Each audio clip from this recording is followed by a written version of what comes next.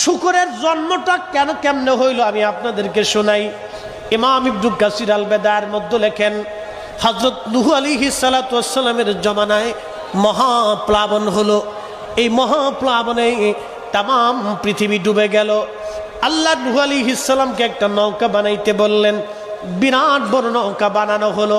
এই নৌকার ভিতরে আল্লাহ রাব্বুল আলামিনের হুকুমে জোড়ায় জোড়ায় প্রাণী নিলেন।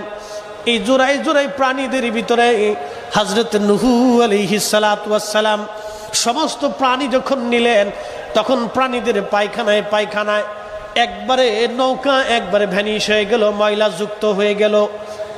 আল্লাহর পয়গম্বর নূহ নবী ডাক দিয়ে বলেন, রব্বে কারীম, এত বড় একটা নৌকা প্রাণীদের পায়খানায় বাথরুমে মলে ভরে গেছে। আল্লাহ, এই বাথরুম পায়খানাগুলি কি করে পরিষ্কার করবো? আমার দ্বারা তো সম্ভব না। আল্লাহ রাব্বুল আলামিন বললেন, নূহ রে, তুমি হাতির কাছে যাইয়া হাতির লেজ ধরিয়া টান দিয়া হাতির লেজের উপর আঘাত করো লাঠি দিয়া, আমি আল্লাহ রাব্বুল আলামিন আর একটা প্রাণী তৈরি করে দেব। আল্লামা ইমাম ইবনে কাসির লিখতেছেন, নূহ আলাইহিস সালাম যখন হাতির পৃষ্ঠদেশে আঘাত করলেন, আঘাত করার পরে হাতির পায়খানা রাস্তা দিয়ে আল্লাহ পাক একটা প্রাণী বের করলেন। এই প্রাণীর নাম হলো শূকর। আমরা আঞ্চলিক ভাষায় বলি শুয়ার।